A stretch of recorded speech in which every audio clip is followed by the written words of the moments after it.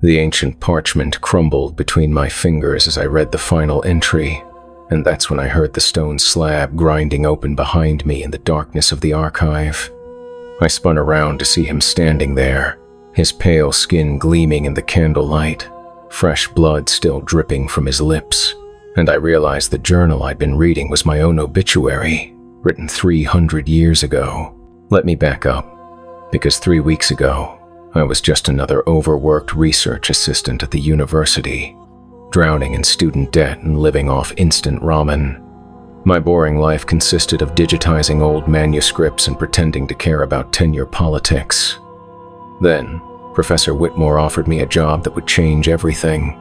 $5,000 to catalog a private collection at some old monastery outside town. Easy money, he said. Just inventory and photograph some religious texts. St. Jude's Monastery sat like a cancer on the hillside, its Gothic spires clawing at the gray sky.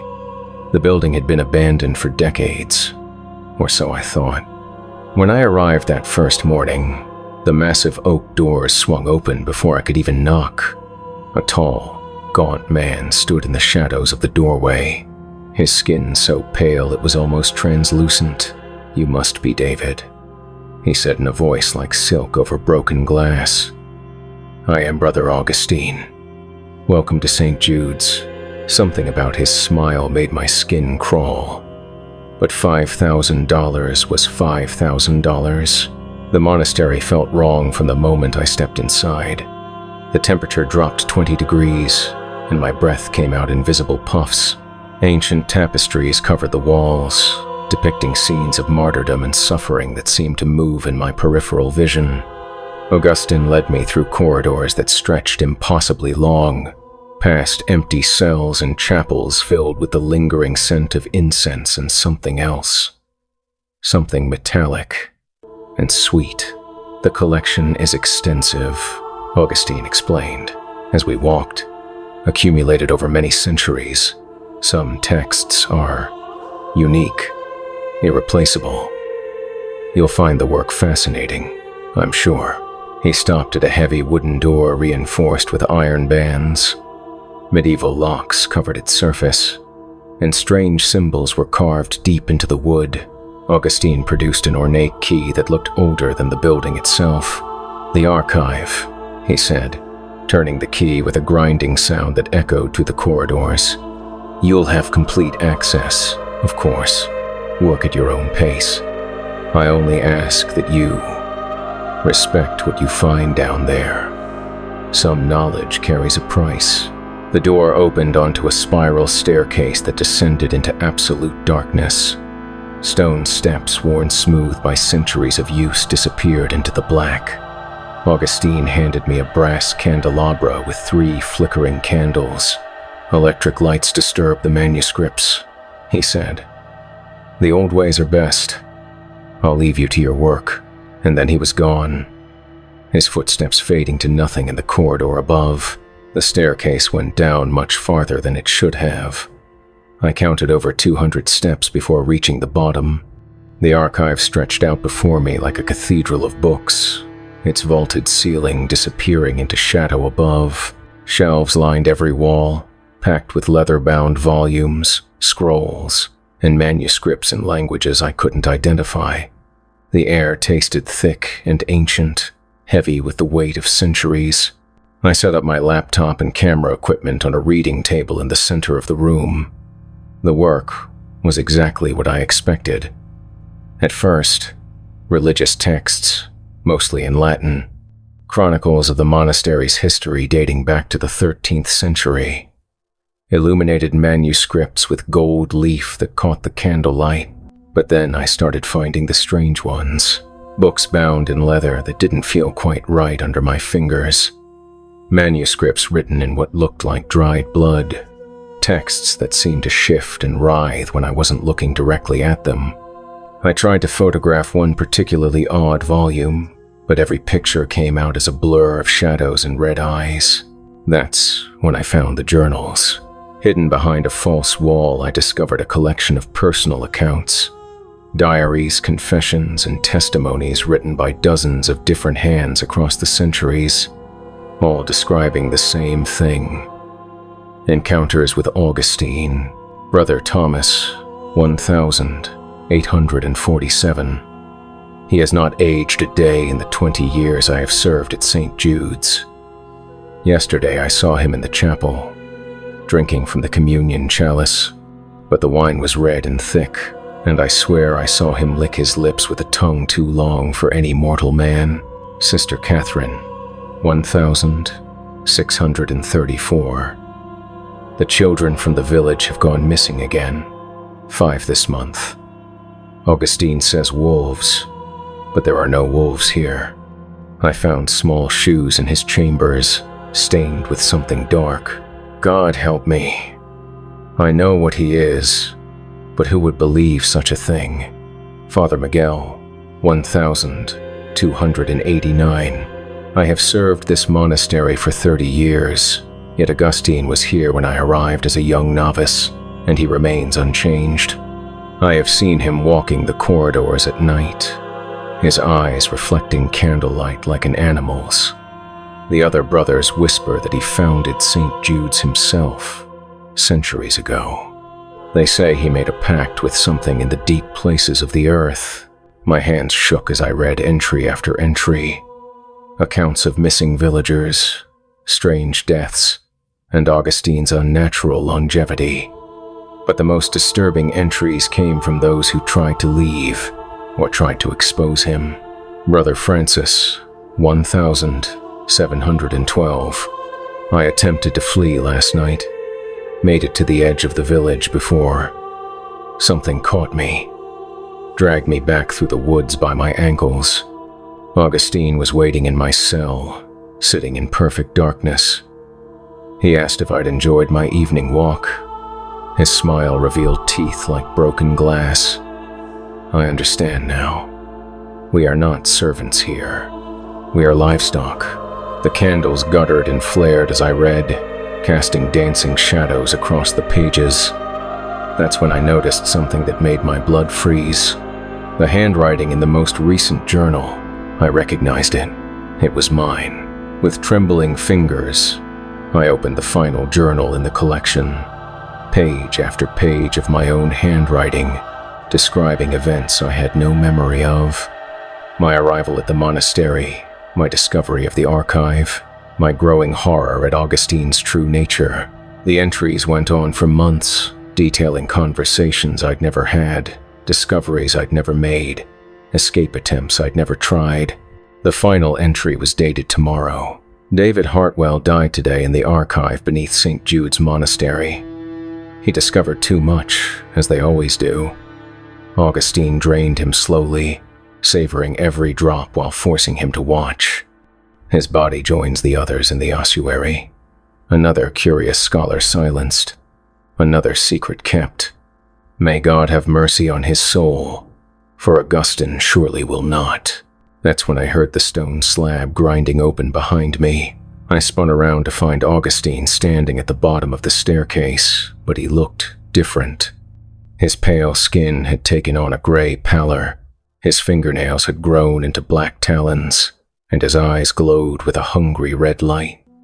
When he smiled, I saw rows of needle-sharp teeth. "Finished your research, David?" he asked, his voice now carrying an inhuman resonance that seemed to come from everywhere at once. "The journal," I stammered, backing against the reading table. "How is my handwriting in there? I've only been here 3 days." Augustine laughed, a sound like breaking bells. 3 days? Oh, my dear boy. Look around you. I followed his gaze to my laptop screen. The date read December 15th. When I'd arrived at the monastery, it had been September 3rd. 3 months. I'd lost 3 months. Time moves differently down here, Augustine said, gliding closer. The archive exists partially outside normal reality, a side effect of the alterations I made to this place centuries ago. You've been reading and cataloging for months, David, slowly discovering the truth about me, just as they all do eventually. My knees went weak. The others. All those journal entries, every scholar, every researcher, every curious academic who thought they could uncover my secrets. They all end up down here eventually. They all discover what I am, and they all try to leave. He ran his tongue across his lips, and I saw it was forked like a snake's. None of them succeed. None. I grabbed the brass candelabra from the table, wielding it like a weapon. Stay back. I know what you are now. Do you? Augustine tilted his head, amused. You think I'm some common vampire? Some romantic creature of the night who fears crosses and garlic? He gestured to the religious symbols carved throughout the archive. I founded this monastery, David. I've spent centuries surrounded by holy artifacts and blessed ground. Do you think such trinkets concern me now? He was right. Crucifixes covered every surface down here, and they hadn't stopped him from creating this nightmare. What are you then? I demanded, backing toward what I hoped was another exit. I am older than your concept of vampirism, older than Christianity itself. I made bargains in the deep places before your God was even a whisper in men's minds. I am what feeds on knowledge as much as blood. Every secret learned, every forbidden truth discovered. It all makes the feast more satisfying. The temperature in the archive plummeted even further. My breath came out in thick clouds, and frost began forming on the ancient books around us. You see, David, ordinary vampires feed on blood, but I feed on something much more intimate. I feed on the moment when understanding dawns, when the victim realizes they're trapped, when they comprehend the full scope of their situation. His red eyes gleamed brighter. Right now, for instance, is absolutely delicious. I turned and ran deeper into the archive, knocking over chairs and sending manuscripts flying. The shadows seemed to reach for me as I passed, and I could hear Augustine's laughter echoing from every direction at once. There's nowhere to go, David, his voice called out. The archive is larger than you think. I've had centuries to expand it. Tunnels that lead nowhere, passages that loop back on themselves, chambers filled with the remains of those who came before you. I stumbled into a side corridor lined with glass display cases. Inside each case was a skeleton, still wearing the clothes they died in. Academic robes, research jackets, modern clothing mixed with medieval garb. A timeline of victims stretching back hundreds of years. At the end of the corridor, I found what I was looking for. Another staircase. This one led up to a different exit, hopefully one that Augustine hadn't anticipated. I climbed as quickly and quietly as I could, my heart hammering in my chest. The stairs ended at a heavy wooden door. I pressed my ear against it, listening for any sound from the other side. Silence. I turned the handle slowly and peered out into what looked like the monastery's main chapel. Moonlight streamed through stained glass windows, painting the floor in blues and reds. The altar stood at the far end, topped with a massive crucifix. If I could reach the main entrance, I might actually escape. I crept across the chapel floor, staying low behind the wooden pews. My footsteps echoed softly in the vast space despite my attempts at stealth. Halfway to the door, I heard Augustine's voice, seemingly coming from the walls themselves. Do you know what the most beautiful part is, David? You're not the first to make it this far. Brother Thomas made it to the village before I caught him. Sister Catherine actually reached the next town. She tried to warn the authorities. His laughter filled the chapel. No one believed her, of course. Who would? A mad nun ranting about vampires in a monastery? I reached the main door and grabbed the handle. Locked, of course. I pulled out my phone, hoping for a signal, but the screen showed nothing but static. No bars, no connection to the outside world. The monastery sits on what you might call a thin place, Augustine continued. Reality is negotiable here. Time flows strangely, space bends to my will, and technology rarely functions as expected. I've spent centuries perfecting the isolation. Behind me, I heard the soft sound of bare feet on stone. I turned to see Augustine walking down the center aisle of the chapel, no longer bothering to hide his inhuman nature. His fingernails had grown into proper claws. His skin had taken on a corpse-like pallor, and shadows writhed around him like living things. "The beautiful irony," he said, his voice echoing from every surface, "is that each scholar who comes here thinks they're the first to discover my secret. They have no memory of the others because I let them forget. I wipe their minds clean and let them experience the discovery fresh, again and again and again." My blood turned to ice. How many times have we done this? This exact conversation? This precise moment where you realize the scope of your situation? Augustine smiled, revealing far too many teeth. 17 times, David. You're a particularly slow learner. The memories came flooding back, waking up in my cell with no recollection of the previous day, finding the same manuscripts over and over, reading the same journal entries with the same growing horror, making the same discoveries, having the same realizations, experiencing the same terror. "Why?" I whispered. "Because fear ages like wine," Augustine said, now close enough that I could see my reflection in his red eyes. "Each time you discover the truth, the terror is a little more refined, a little more exquisite. You've been marinating in dread for months, David. You're perfect now." I pressed myself against the locked door, feeling the cold wood against my back. "Please, I won't tell anyone. I'll forget everything. I'll leave and never come back." "Oh, but you will tell someone," Augustine said, reaching out with one clawed hand to stroke my cheek. His touch was like ice. "You'll tell the next researcher who comes here, and the one after that, and the one after that." "What do you mean?" Augustine's smile widened impossibly. "Did you really think all those journal entries were written by different people? Brother Thomas, Sister Catherine, Father Miguel. They were all you, David. Different personalities I've implanted in your mind over the years, different identities to keep things interesting." The chapel began to spin around me. "That's impossible. I've been feeding on you for decades, David, wiping your memories, implanting new ones, letting you age just enough between feedings to keep the blood fresh. You've been dozens of different people, lived dozens of different lives, all so I could savor your terror again and again."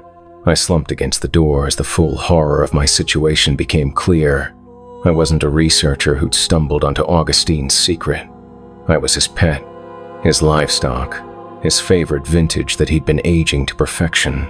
The real David Hartwell died in 1987, Augustine whispered in my ear. "But I kept a piece of him, a fragment of soul that I've been nurturing and reshaping.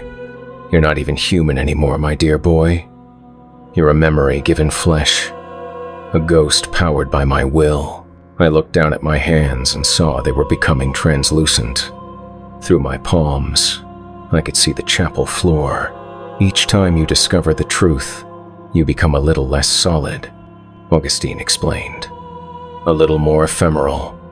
Soon you'll be nothing but pure consciousness, pure terror, pure nourishment. No physical form to slow down the feeding process." My legs gave out, and I collapsed to the floor. How long have you been doing this? To you specifically?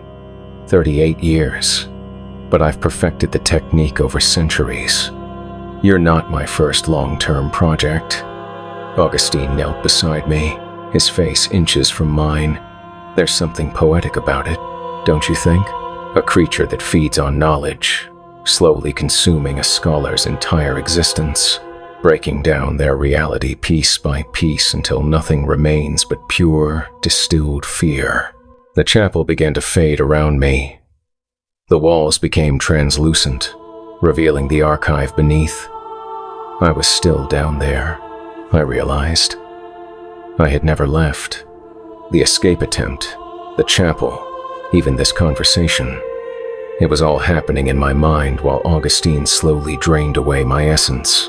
"This is how it always ends," Augustine said, his voice now coming from inside my head. "You realize the scope of the trap. You understand that there never was any hope of escape. And in that moment of perfect despair, you become absolutely delicious." I could feel myself dissolving, my consciousness becoming food for this ancient thing. But in my final moments, I managed to grab onto one last thread of defiance. "The others," I gasped. "The future researchers. They'll figure it out eventually." Augustine laughed as he consumed the last fragments of my soul. "Oh, David, there are no other researchers. There never were. It's just been you and me, playing this same game for decades. And tomorrow, we'll start again. Fresh memories, new hope, another chance to discover the terrible truth." The world faded to black as Augustine's hunger finally claimed me completely. But even as my consciousness dissolved, I held onto one desperate hope. Maybe somewhere out there, someone would find this story. Maybe someone would recognize the signs. Maybe someone would be smart enough to stay away from places that offer easy money for simple research jobs. If you're listening to this, if you found this account somehow, please, I learned from my mistake. Don't trust job offers that seem too good to be true. Don't go to isolated places alone. And if you ever find yourself in a situation where reality seems to be shifting around you, where time moves strangely and your memories don't quite add up, run. Run as fast and as far as you can.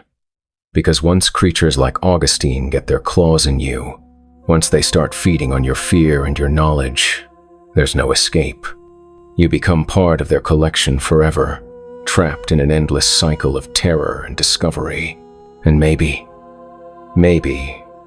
if you've made it this far, if you've heard my warning, maybe you'll help build a network of people who know the signs, who can warn each other about the dangers that hide in forgotten places, because that's the only way stories like mine end. When someone finally listens and decides to tell others about the horrors that lurk just beyond the edges of our safe, normal world. The pruning shears went through his neck like butter, and I watched in horror as the severed head rolled across the perfectly manicured lawn. But then the body just kept working, methodically trimming the rose bushes as if nothing had happened. That's when I realized my new employer wasn't exactly human, and I was trapped on his estate with nowhere to run. But let me start from the beginning, because 6 months ago I was just another unemployed landscaper in Manchester, living in a studio apartment that smelled like mold and surviving on grocery store clearance items. The recession had hit the landscaping industry hard, and I'd been out of work for 8 months when the letter arrived, handwritten on cream-colored paper that felt expensive between my fingers. It was an offer I couldn't refuse. A position as head groundskeeper at Thornfield Estate, located in the Yorkshire countryside.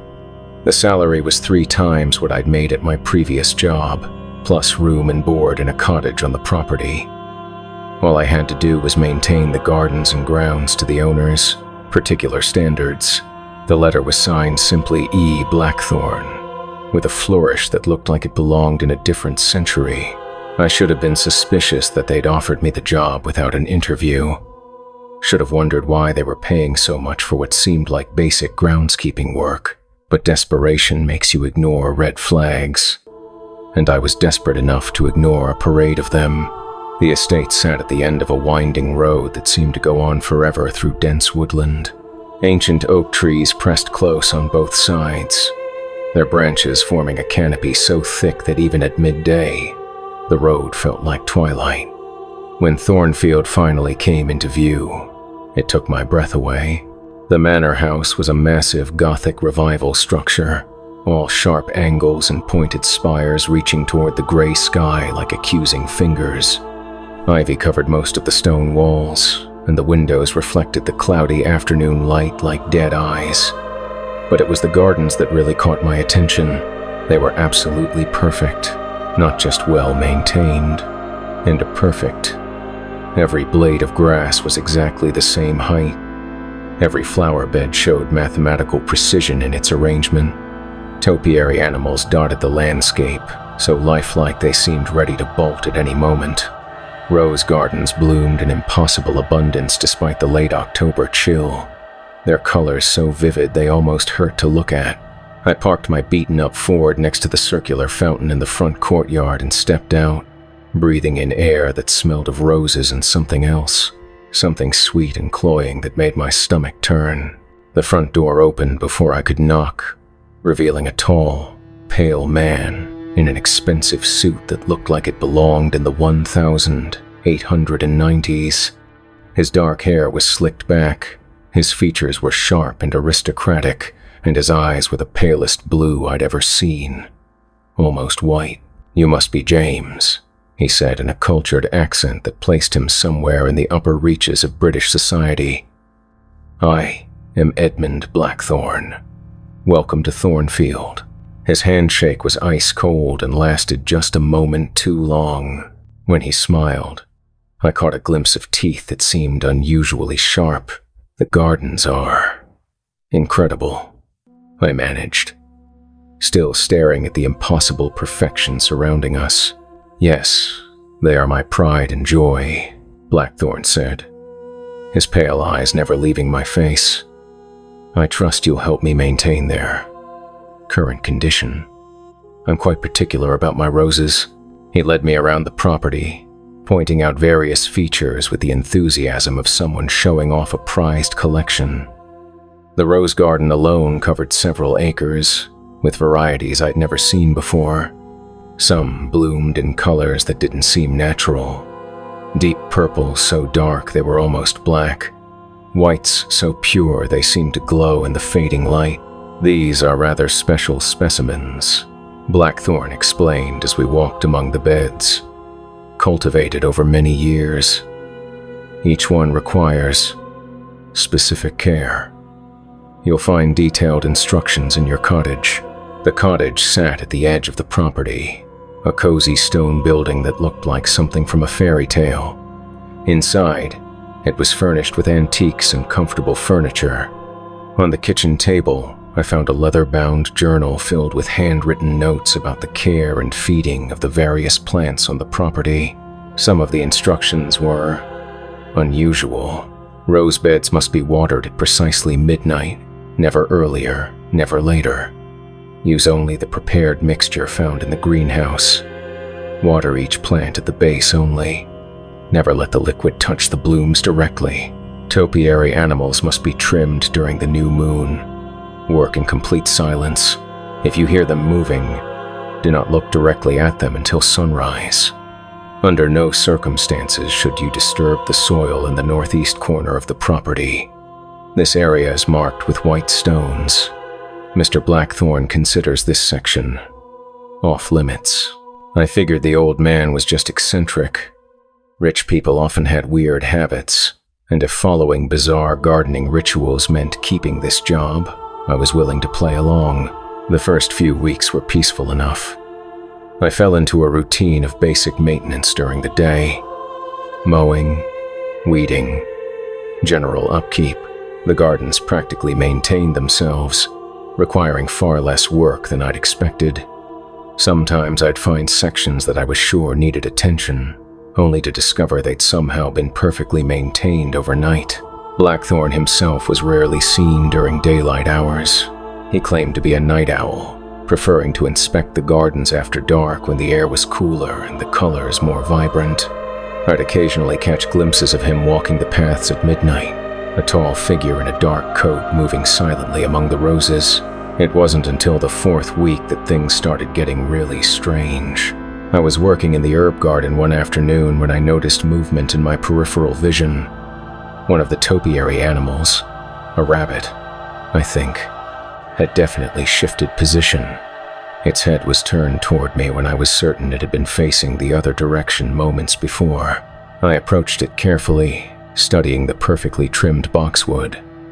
Every branch was exactly where it should be, every leaf in place, but I could have sworn. Magnificent, isn't it?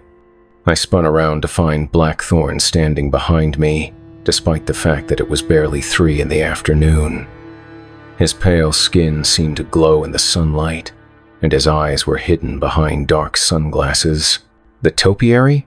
I asked, trying to keep my voice steady. The artistry of it. The patience required to shape something living into exactly what you want it to be. He ran his fingers along the rabbit's ears with an almost sensual touch. It takes years to achieve this level of obedience. Something about the way he said obedience made my skin crawl. "I should let you get back to your work," Blackthorn said, already moving away. "Remember, the roses need their midnight watering tonight. I'll be watching to make sure it's done correctly." That night, I followed his instructions to the letter. The greenhouse contained dozens of containers filled with a dark liquid that smelled metallic and sweet. I loaded them onto a cart and wheeled it out to the rose gardens just as the church bells in the distant village chimed midnight. As I worked my way through the beds, carefully watering each plant at its base, I started to notice things that didn't make sense. The roses seemed to turn toward me as I approached, their blooms following my movement like faces tracking a conversation. When the liquid touched the soil, I could have sworn I heard tiny sighs of satisfaction from the plants themselves. But the really disturbing part came when I reached the prize roses near the center of the garden. These were Blackthorn's favorites, massive blooms in impossible colors that gave off their own faint luminescence. As I watered the first plant, something pale caught my eye in the soil at its base. Bones. Tiny white fragments that looked suspiciously like finger bones. I knelt down for a closer look, brushing away some of the rich, dark earth. More bone fragments, and what looked like scraps of cloth. Old cloth, like it had been buried for years. "Finding everything satisfactory, James?" Blackthorn's voice came from directly behind me, though I hadn't heard him approach. I jerked upright, nearly dropping the watering container. Just following the instructions," I stammered. "Good. These particular roses have very specific nutritional needs.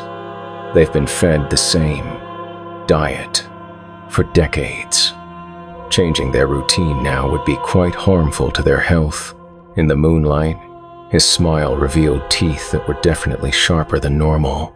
I finished the watering in silence, all too aware of Blackthorn watching my every move from the shadows. When I was done, he walked me back toward my cottage with what felt like forced politeness. "You're doing excellent work, James. I do hope you'll stay with us for a long time." The last groundskeeper left rather suddenly. Such a shame. He never did finish training his replacement. "What happened to him?" I asked, though I wasn't sure I wanted to know the answer. "Oh, he became part of the garden in the end, as we all do. Eventually." The next morning, I found a newspaper clipping slipped under my cottage door. It was dated 6 months ago and described the disappearance of a man named Robert Chen, a landscaper who had vanished without a trace while working at an estate in Yorkshire. The article mentioned that police had searched the property but found no evidence of foul play. I recognized the face in the photograph.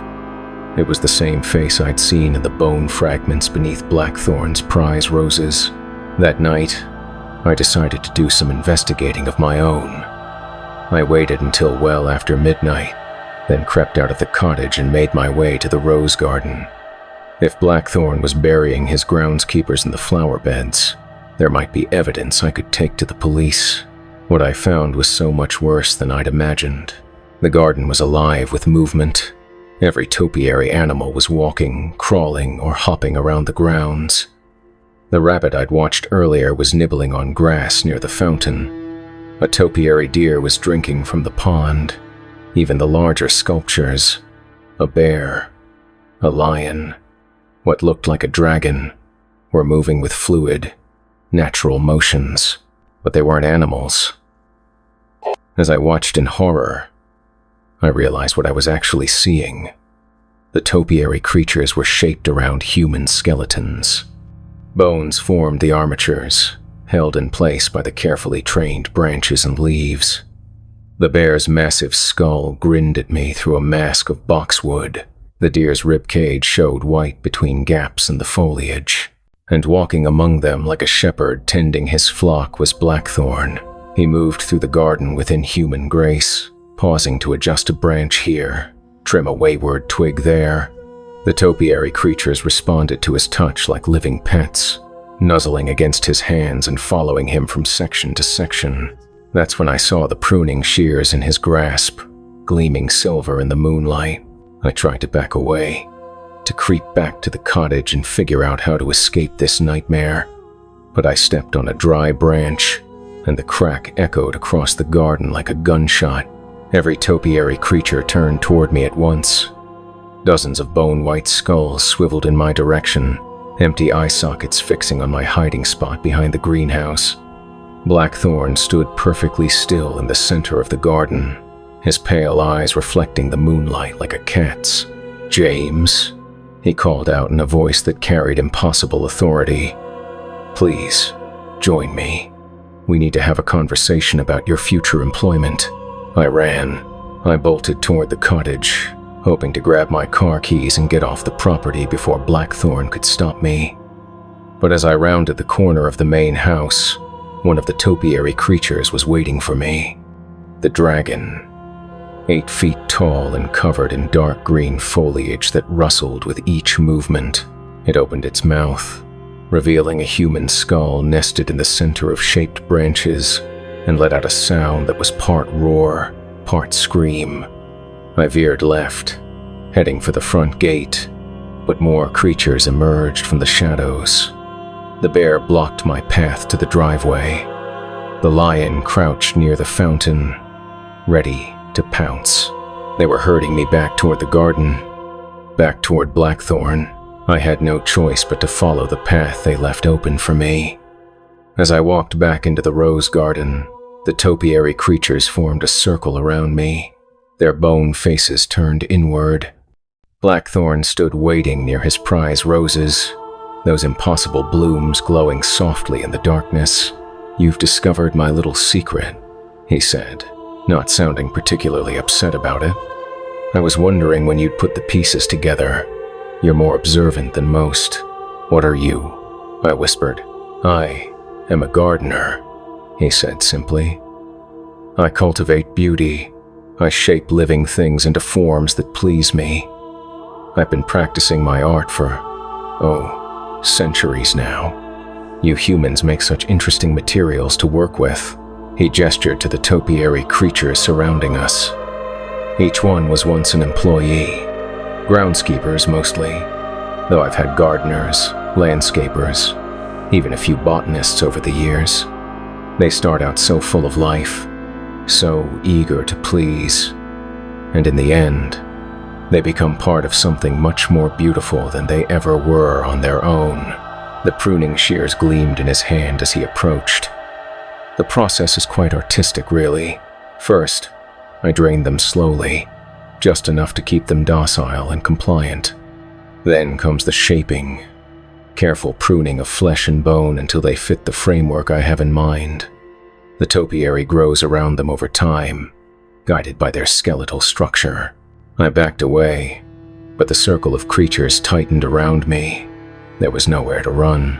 "The roses require different preparation," Blackthorn continued conversationally. "They need rich soil, you see. Plenty of nutrients. I found that human remains, properly composted, produce the most spectacular blooms. Each rose in this garden has been fed on someone who once walked these paths as you do now. You're insane," I managed. "I prefer artistic. I create living sculptures, James. I turn the mundane and temporary into something eternal and beautiful. You should be honored to become part of my collection." He raised the pruning shears, and I saw they weren't ordinary garden tools. The blades were silver, etched with symbols that seemed to writhe in the moonlight. Dark stains covered the metal, stains that looked suspiciously like dried blood. "Wait," I said desperately.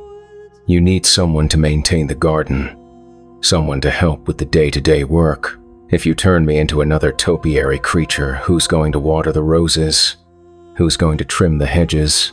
Blackthorn paused, considering. An interesting point. I do find the routine maintenance tedious, and you have shown such dedication to following my instructions. Exactly, I pressed. I could be more valuable to you alive. At least, for now. His pale eyes studied me for a long moment, then he smiled, revealing those sharp teeth. Very well, but you'll need to prove your commitment to the position. Consider this a performance review. He gestured to one of the topiary creatures, the rabbit, hopping in small circles near our feet.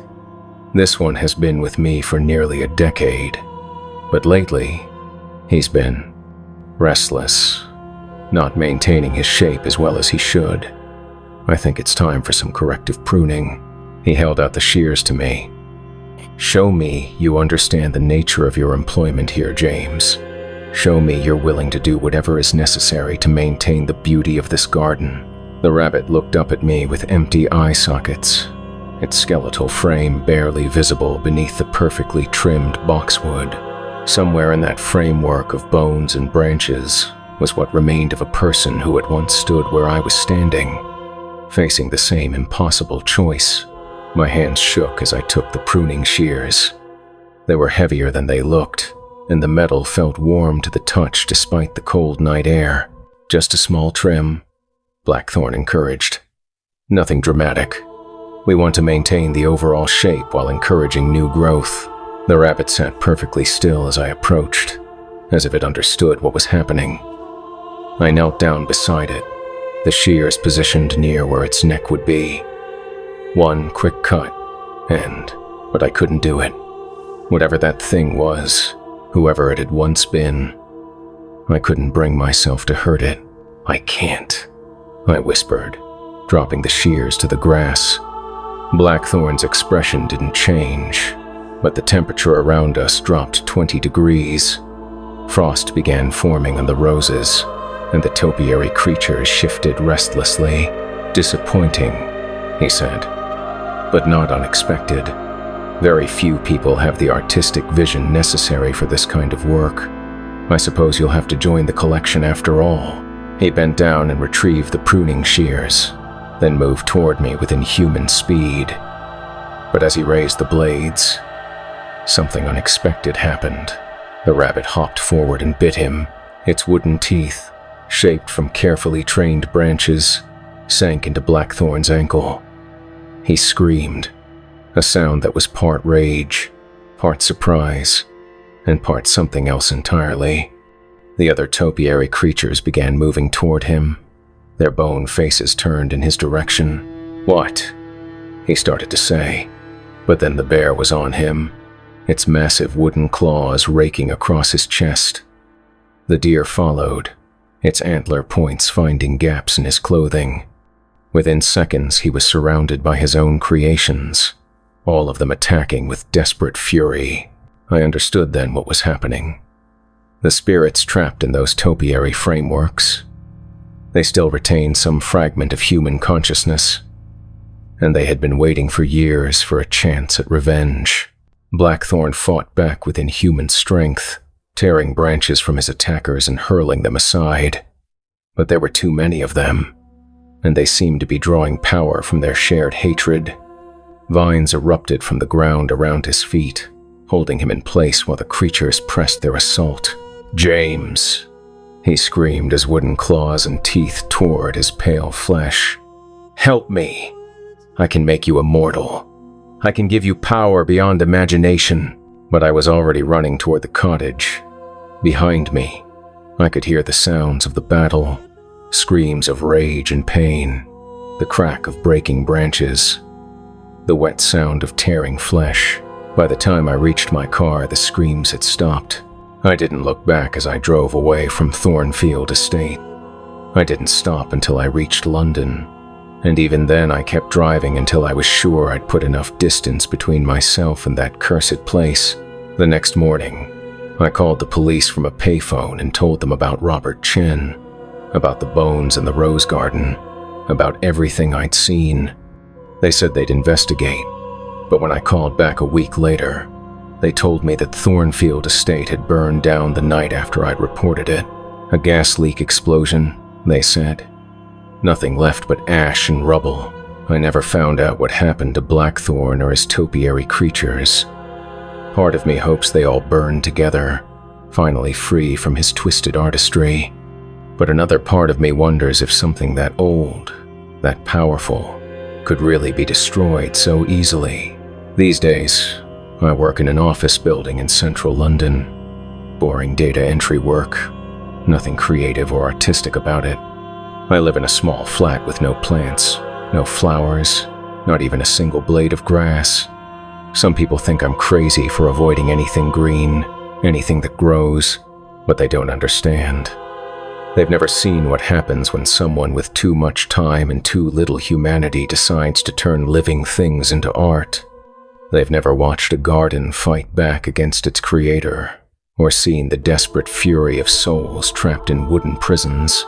If you're listening to this story, if you've made it this far, then maybe you're the kind of person who pays attention to details, who notices when job offers seem too good to be true, who asks questions when things don't add up. That's good. That's smart. Because there are more places like Thornfield out there. More people like Blackthorn who see beauty in twisted things and think they have the right to reshape the world according to their vision. So if you ever find yourself driving down a country road that seems to go on forever, leading to a house where the gardens are too perfect and the owner only comes out at night, turn around, drive away. Don't let curiosity or desperation make you ignore the warning signs. And if you know someone who's considering a job that sounds too good to be true, especially if it involves working alone in isolated places, maybe share this story with them. Maybe help them understand that some employers are looking for more than just labor, because the world is full of predators who disguise themselves as opportunities. And once they get their claws in you, once they start reshaping you according to their twisted vision of beauty, well, let's just say that the only way to escape is if someone else is brave enough to fight back. The topiary creatures at Thornfield taught me that even in the darkest situations, even when all hope seems lost, there's still a chance for justice. Sometimes the victims find a way to turn the tables on their tormentors. But it's better not to become a victim in the first place. It's better to listen to stories like mine and learn from the mistakes of others. Because once you're part of someone else's garden, once you become their art, the only way out is through fire and fury. And not everyone is lucky enough to have an army of the undead fighting on their side. The train whistle screamed through the midnight air as I watched her sink her fangs into the conductor's throat, his blood spattering across the vintage brass fixtures of the dining car. And that's when I realized I wasn't a passenger on this ghost train. I was the final course in a meal that had been planned for over a century. The beautiful woman in the white dress smiled at me with crimson lips and said, "Welcome aboard, Michael. We've been waiting so long for you to join us. But let me go back to the beginning, because 3 months ago I was just another night security guard at Blackwood Station, the kind of forgotten railway junction that most people drive past without a second glance. The station had been abandoned since the 1960s, when the last passenger service was discontinued and the freight lines were rerouted through more profitable corridors. These days, my job was simple. Walk the empty platforms, check that vandals hadn't broken any more windows, and file reports that nobody would ever read. The pay was terrible, but it was steady work in a town where steady work was hard to come by. Plus, I actually enjoyed the solitude. After my divorce and the ugly custody battle that followed, being alone with my thoughts in a place where nothing ever happened felt like exactly what I needed. Blackwood Station was a relic from the golden age of rail travel. Built in 1887, it was all Victorian Gothic architecture and ornate ironwork that had turned green with age. The main building housed ticket offices that hadn't sold a ticket in decades, waiting rooms filled with dust and broken furniture, and a restaurant that still had its original mahogany bar and crystal chandeliers, all covered in sheets like ghosts waiting for resurrection. The platform stretched out into the darkness beyond my flashlight beam, the old railway tracks disappearing into overgrown tunnel mouths on either side of the station. Sometimes I'd walk out to the end of the platform and imagine what it must have been like when this place was alive. The bustle of passengers, the hiss of steam engines, the romance of travel to distant destinations. But that was just nostalgia. Blackwood Station was dead, and had been for longer than I'd been alive, or so I thought. The first strange thing happened on a Tuesday night in late September. I was making my usual rounds when I heard something that made me stop dead in my tracks.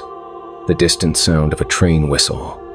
Long, mournful, and definitely coming from the direction of the old tunnels. I stood there listening for a full 5 minutes, but the sound didn't repeat. Probably just the wind, I told myself. These old buildings made all kinds of weird noises, especially when the autumn storm started rolling in. But the next night, I heard it again. And the night after that. By the end of the week, I was starting to think I was losing my mind. There were no active rail lines anywhere near Blackwood Station. The closest working track was 20 miles south, and even if a train had somehow gotten onto the old lines, the tunnels were blocked with debris and overgrowth. Nothing could get through. That's when I decided to do some research. The Blackwood Historical Society had a small archive in the basement of the library, maintained by an elderly woman named Mrs. Henderson, who seemed delighted that someone was finally showing interest in local railway history. She pulled out boxes of old photographs, newspaper clippings, and station records dating back to the 1800s. Blackwood was quite the hub back in its heyday, she told me as we sorted through yellow documents. Trains ran through here bound for Chicago, New York, even international destinations. The Orient Express had a connection through here for a few years in the 1920s. I found what I was looking for in a collection of newspaper clippings from 1924. The headline made my blood run cold. Mysterious disappearance on Midnight Express. Entire train vanishes between stations. The article described how the Midnight Express, bound from Chicago to New York with a stop at Blackwood Station, had simply disappeared somewhere between Millfield Junction and its destination. The train, carrying 47 passengers and crew, had been seen leaving Millfield right on schedule. Radio contact was maintained until approximately 11:47 p.m., when the train entered the tunnel system near Blackwood. It never emerged from the other side. Search teams scoured the tunnels for weeks but found no trace of the train, the passengers, or even debris from a potential crash. The mystery made national headlines for months before other news pushed it from the front pages. The case was never solved. Local legend says the train is still out there, Mrs. Henderson told me with a conspiratorial whisper. Still running the route, picking up passengers who are brave enough, or foolish enough, to wait on the platform at midnight. I laughed it off as small-town folklore, but that night I found myself standing on platform 3 at 11:55 p.m., watching the tunnel mouth and listening for the sound of an approaching train. At exactly midnight, I heard the whistle. This time it was closer, much closer, and it was followed by the rhythmic clacking of wheels on rails, the hiss of steam, and the mechanical sounds of a locomotive under power. I could see a faint glow growing brighter in the tunnel, accompanied by the acrid smell of coal smoke. The Midnight Express emerged from the darkness like something out of a fever dream. The locomotive was a massive steam engine, black as night except for the brass fittings that gleamed in the station lights. Behind it stretched a line of passenger cars that belonged to a different era. Elegant compartment coaches with curtained windows, a dining car with etched glass panels, and an observation car with a brass-railed rear platform. But there was something wrong with the whole scene. The train moved with perfect silence despite the sounds I could hear. No steam rose from the locomotive, despite the coal smoke smell, and the windows of the passenger cars glowed with a soft, ethereal light that didn't seem to come from any normal source. The train glided to a stop at Platform 3 with mechanical precision, and I heard the hiss of air brakes that sounded like distant sighs. For a moment, everything was perfectly still. Then the door of the nearest passenger car opened with a soft chime, and she stepped onto the platform. She was the most beautiful woman I'd ever seen, and she was dressed like she'd stepped out of a 1920s fashion magazine. Her white dress was all flowing silk and delicate beadwork. Her dark hair was styled in finger waves that framed her pale face, and her eyes were the deepest blue I'd ever encountered. When she smiled, her teeth were perfect white pearls in the station light. "Michael," she said in a voice like silk and honey, "we've been waiting for you. How do you know my name?" I asked, though my voice came out as barely more than a whisper. "We know many things about you. Your failed marriage, your daughter who won't return your phone calls, the nights you spend walking these empty platforms, wondering if this is all there is to your life." She stepped closer, and I caught a scent like roses and something else, something metallic that I couldn't quite identify. "We know you've been hearing our whistle, waiting for us to arrive. This isn't real," I said, backing away from her. "Trains don't just appear out of nowhere. The Midnight Express disappeared in 1924, did it?" she asked, tilting her head with an expression of innocent curiosity. "Or did it simply find a new route, a new purpose? Time isn't as linear as people believe, Michael. Some journeys never truly end." Behind her, I could see other passengers beginning to emerge from the train cars.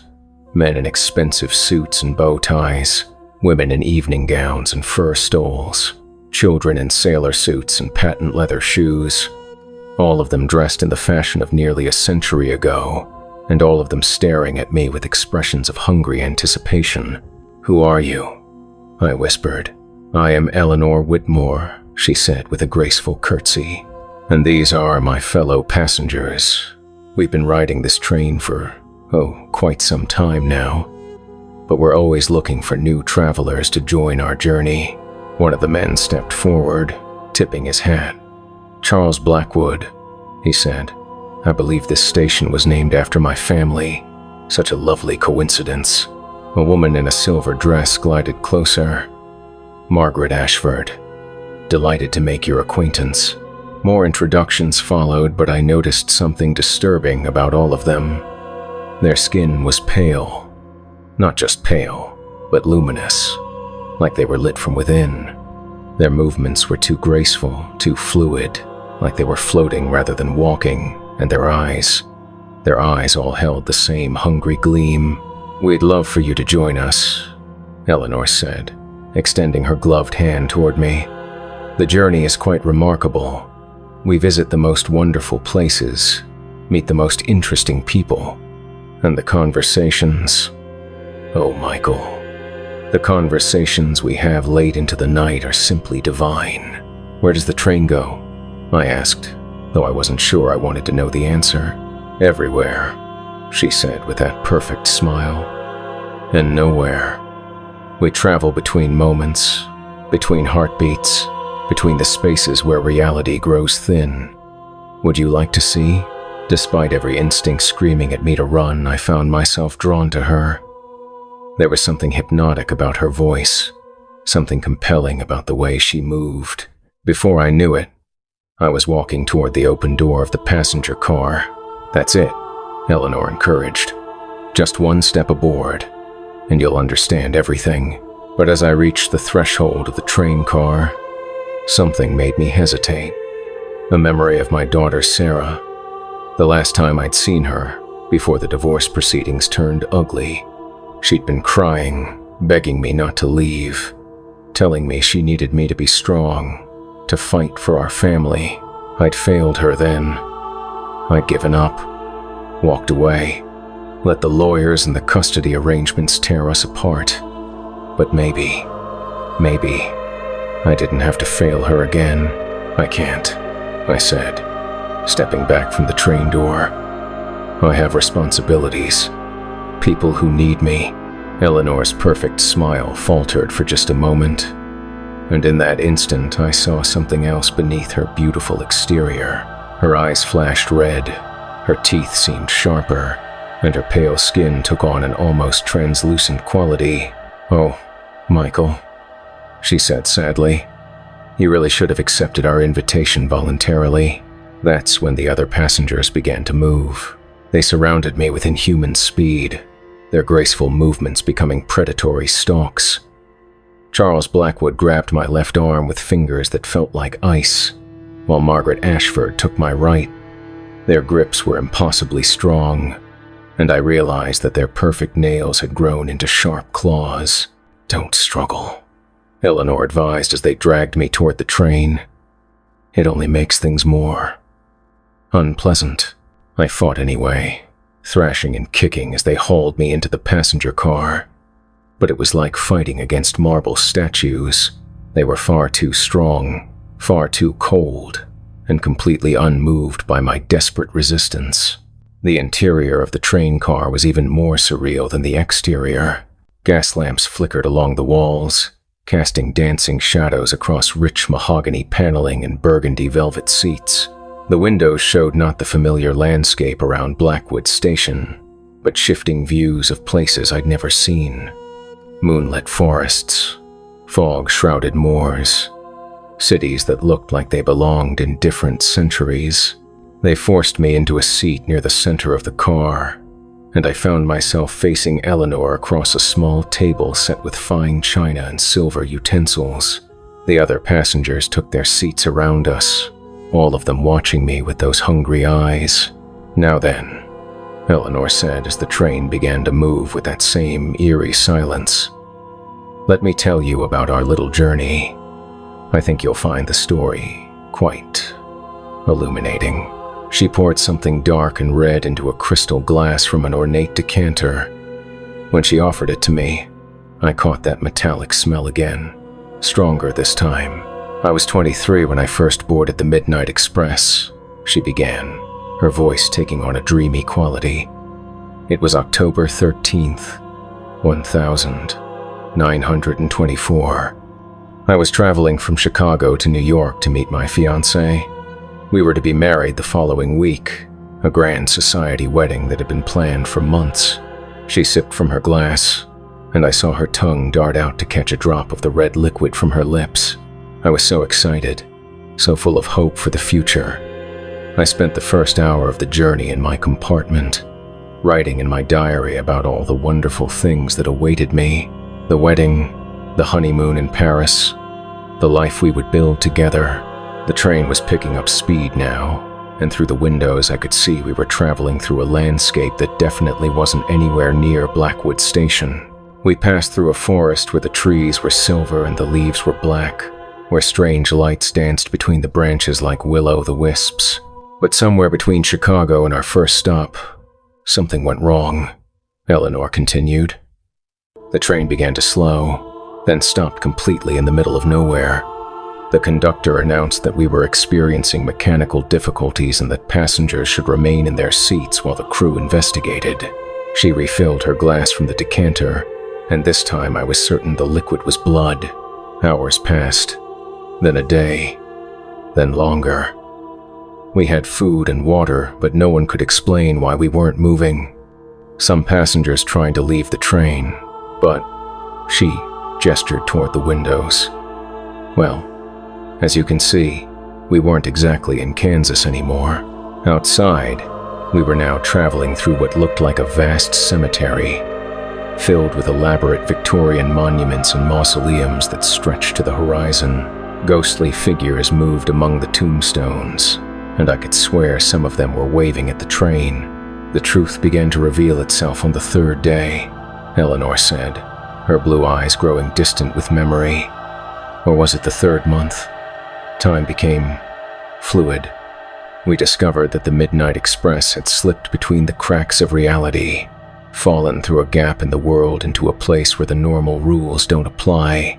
That's impossible, I said, though even as I spoke the words, I was watching a flock of skeletal birds fly past the window. Is it? Eleanor asked with amusement. You're sitting on a train that's been missing for nearly a century, traveling through landscapes that exist only in nightmares, having a conversation with people who should have died decades ago. At what point do you accept that your understanding of possible might be somewhat limited? She had a point, but I still needed to understand what had happened to them, and what was going to happen to me. How did you survive all this time? I asked. Eleanor's smile turned sad. We didn't. Not exactly. You see, Michael, when you spend long enough in a place where death and life blend together, where time flows like honey and reality bends to accommodate impossibilities, you stop being entirely human. She opened her mouth wider, revealing fangs that were definitely not normal human teeth. We became something else, something that feeds on life itself, on the warmth and vitality of living beings.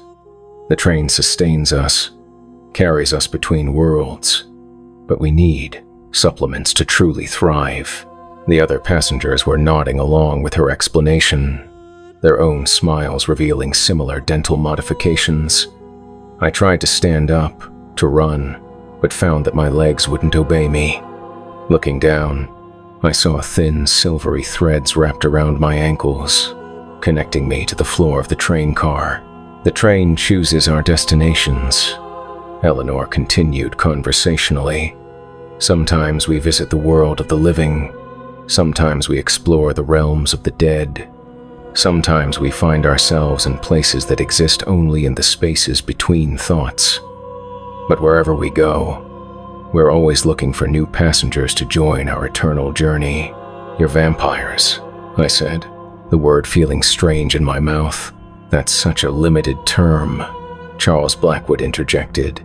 We prefer to think of ourselves as travelers who have transcended the boundaries of mortality. We've experienced wonders you can't imagine, Michael. We've seen the birth of stars and the death of civilizations. We've walked through the dreams of gods and danced in the nightmares of demons. And all we ask in return, Margaret Ashford added, is that you share your life force with us. Just a little at first, enough to sustain us on our journey. And eventually, when you're ready, you can join us completely, become one of us, live forever in the space between worlds. The train was slowing down now, and through the windows I could see we were approaching another station. But this one was unlike anything I'd ever seen. The platform was made of white marble that seemed to glow with its own inner light. The buildings beyond were impossibly tall spires that twisted up into a starless sky, and waiting on the platform were figures in flowing robes whose faces were hidden in shadow. Our next stop, Eleanor announced. The Station of Lost Souls. We have a delivery to make here. And then we'll continue on to destinations even more remarkable. What kind of delivery? I asked, though I was afraid I already knew the answer. You, of course, she said with that perfect, terrible smile. You see, Michael, we don't just collect passengers for our own amusement. We're recruiters, you might say. We find lonely, desperate souls who are ready to leave their old lives behind, and we introduce them to opportunities they never imagined. The train was pulling into the station now, and I could see the robed figures moving closer to the platform edge.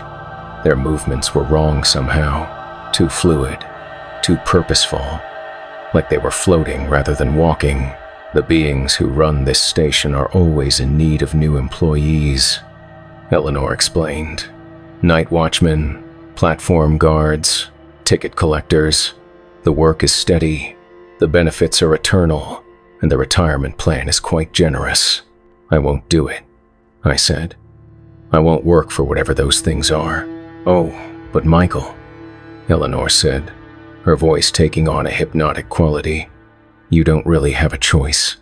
You see, the moment you stepped onto this train, you became part of our journey, part of our story. And stories, once begun, must reach their conclusion. The train shuddered to a stop, and I heard the familiar hiss of air brakes. The door of our car opened with a soft chime, and several of the robed figures glided aboard. Up close, they were even more terrifying.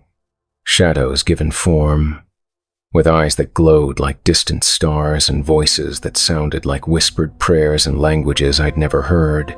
"Welcome, travelers," one of them said in a voice like wind through autumn leaves. "We trust your journey has been educational." "Indeed," Eleanor replied, standing gracefully and smoothing her white dress. "And we've brought you a new recruit, as promised.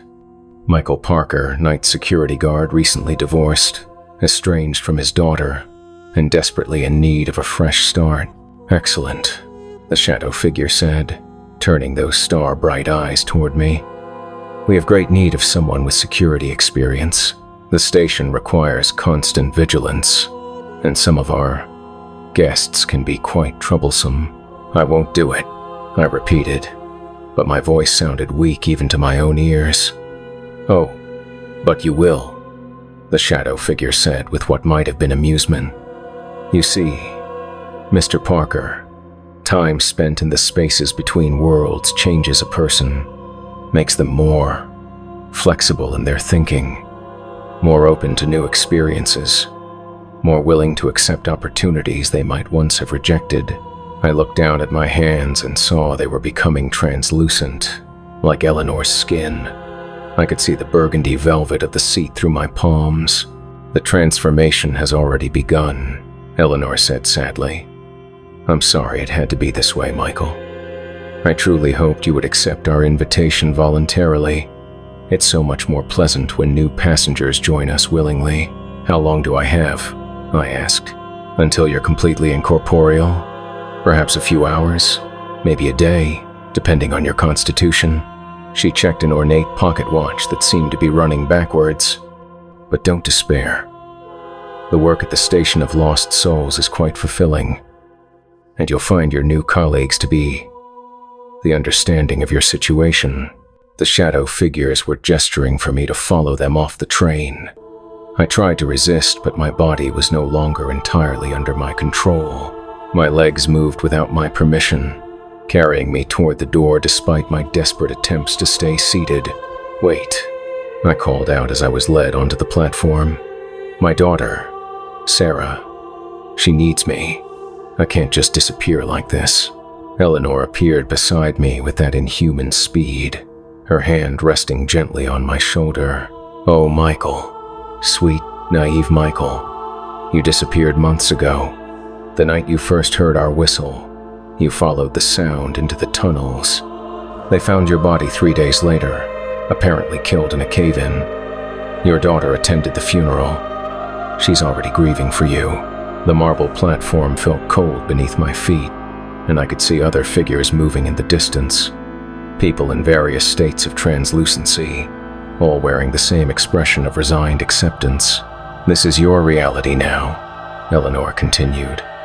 "You're dead in the world you knew, but alive in ways you're only beginning to understand. The Station of Lost Souls exists to help people like you transition to their new existence. Think of it as orientation for the afterlife." One of the shadow figures handed me a uniform, a dark blue jacket with brass buttons and a peaked cap that looked like something from the early 1900s. "Platform 7, it said in that whispered voice. "Midnight to dawn shift. You'll be responsible for greeting new arrivals and helping them understand their situation." "New arrivals?" "The recently deceased," another shadow figure explained. "Souls who are not quite ready to move on to their final destination. They often arrive confused, frightened, unable to accept their change in circumstances. Your job will be to provide guidance and reassurance during their adjustment period." I looked back at the train, where Eleanor and the other passengers were watching from the windows. She raised her hand in a small wave, and I could see genuine sympathy in her blue eyes. "Will I see you again?" I called out. "Perhaps," she replied. "The Midnight Express has many routes, and we visit the Station of Lost Souls quite regularly." We may even have need of your services again someday, when we encounter particularly stubborn passengers who refuse to accept their invitations voluntarily." The train whistle sounded, long and mournful in the starless sky. Eleanor stepped back into the passenger car, and the door closed with that soft chime. I watched as the Midnight Express pulled away from the platform, its ethereal glow fading into the distance until it was nothing more than a memory. "Come along, Mr. Parker," one of the shadow figures said. "Let us show you to your post. You have much to learn about your new responsibilities." As we walked across the marble platform toward the towering spires beyond, I caught a glimpse of my reflection in one of the station's windows. My face was pale and translucent.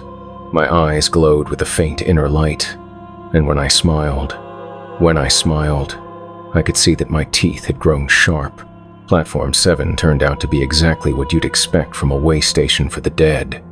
The waiting area was filled with people in various states of confusion and distress, all of them recently departed from the world of the living. Some sat quietly, staring into space with the blank expression of shock. Others paced back and forth, muttering to themselves about appointments they needed to keep, loved ones they needed to call, jobs they needed to return to. My job, as the shadow figures explained, was to help them understand their new situation with patience and compassion, to answer their questions, calm their fears, and guide them toward acceptance of their changed circumstances. It wasn't easy work. The newly dead rarely wanted to hear that their concerns about the living world were no longer relevant. They clung to their old lives with desperate intensity, unable or unwilling to let go of the people and responsibilities they'd left behind. But I discovered I had a natural talent for the work. Maybe it was because I understood their confusion, having so recently experienced it myself. Maybe it was because I genuinely wanted to help them find peace. Or maybe it was just because I knew what it felt like to lose everything you thought mattered and have to start over in a completely alien environment. The work was steady, just as Eleanor had promised. Every night brought new arrivals, and every dawn brought the satisfaction of knowing I'd helped confused souls take their first steps toward accepting their new existence. My colleagues were understanding. The benefits were indeed eternal, and I found a sense of purpose I'd never experienced in life. But I never forgot about the world I'd left behind, about Sarah, who thought her father had died in a cave-in, about the empty platforms of Blackwood Station, where another night security guard probably walked the same routes I once had, wondering about strange sounds in the darkness. And sometimes, when my shift ended and I had a few hours to myself, I would stand at the edge of Platform 7 and listen for the distant sound of a train whistle, because I knew that someday the Midnight Express would return. And when it did, Eleanor would step onto the platform in her white dress and perfect smile, looking for new passengers to join their eternal journey. The thought should have terrified me, but instead, I found myself looking forward to it, because I understood now what she'd been trying to tell me that first night. Some journeys never truly end. Some stories continue long after you think they've reached their conclusion, and some opportunities are worth waiting for, no matter how long it takes. So, if you're listening to this story, if you've made it this far, then maybe you're the kind of person who understands that the world is stranger than most people realize. That there are places where the normal rules don't apply, where time flows like honey and reality bends to accommodate impossibilities. Maybe you're the kind of person who's felt trapped in a life that doesn't fit, who's wondered if there might be something more out there waiting for you. Maybe you've stood on empty platforms in forgotten places, listening to sounds that couldn't possibly exist, hoping for something, anything, to break the monotony of your existence. If that sounds familiar, then I want you to remember this story. Remember Eleanor and her beautiful, terrible smile. Remember the Midnight Express and its journey through the spaces between worlds. Remember that some invitations come with a price, and some opportunities change you in ways you can never undo. But also remember that change isn't always a bad thing. That sometimes the life you think you want isn't the life you actually need. That sometimes the scariest choices lead to the most fulfilling destinations. The Station of Lost Souls is always looking for new employees. The work is meaningful, the hours are flexible, and the commute, well, the commute is unlike anything you've ever experienced. We help lost souls find their way, guide the confused toward understanding, and provide comfort to those who are struggling with their new circumstances. It's not a job for everyone, but if you're tired of walking empty platforms, tired of wondering if this is all there is to your existence, tired of feeling like you're trapped in a life that belongs to someone else, then maybe you should listen for the sound of a train whistle in the darkness. Maybe you should wait on platform 3 at midnight and see what arrives. Maybe you should be ready to accept an invitation to join the most remarkable journey you could ever imagine. Because the Midnight Express is always looking for new passengers. And Eleanor is always looking for souls who are ready to leave their old lives behind and discover what lies beyond the boundaries of the world they thought they knew. Just remember, some journeys never end. Some stories continue forever. And some destinations are so extraordinary that the price of admission is worth paying, no matter how steep it might seem. All aboard the Midnight Express. Next stop, everywhere and nowhere, in the spaces between heartbeats, in the moments between thoughts, in the darkness between the stars. Welcome to your new life. Welcome to your eternal journey. Welcome aboard.